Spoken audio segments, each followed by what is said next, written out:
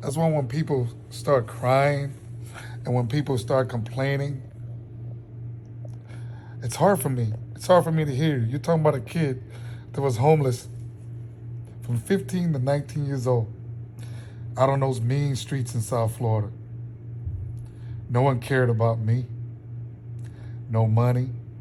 Didn't know where I was going to stay. Sleeping behind them green dumpsters. Sleeping in abandoned houses. Afraid.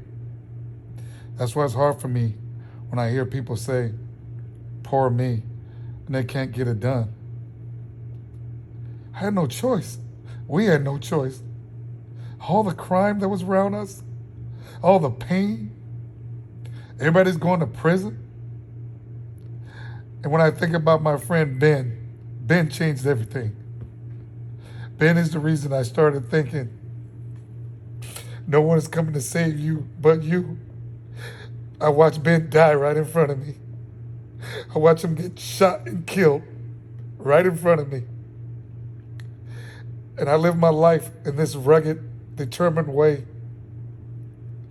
because I remember the Bens. There's way more than him. So many of my friends I watched die. When I saw Ben get shot right in front of me, when him running across the street, it was at the park.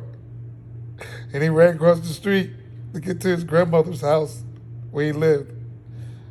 And his poor grandmother had to watch him die on that porch. And he died on the porch where his dad died. And that's why people ask me about why am I and who am I and why am I the way I am. But shit, I lived on the streets. I ain't have nothing. No one cared for me. And that day is the day I realized no one is coming to save you but you. That was the day that I had to take control of my life.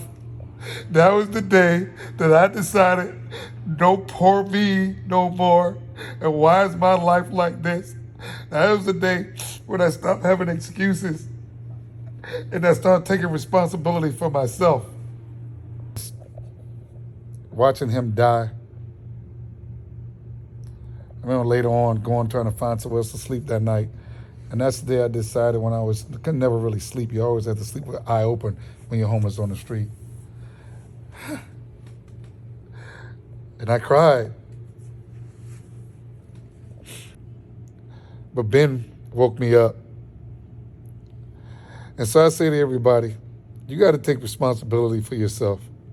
It's going to be hard. But on them streets, we didn't think about failure. Only thing we thought about, we had to get it done. And what I did not understand out there is I was being taught grit. 15 years old on the damn streets, homeless with nothing, hopeless, suicidal. And I had to make it happen.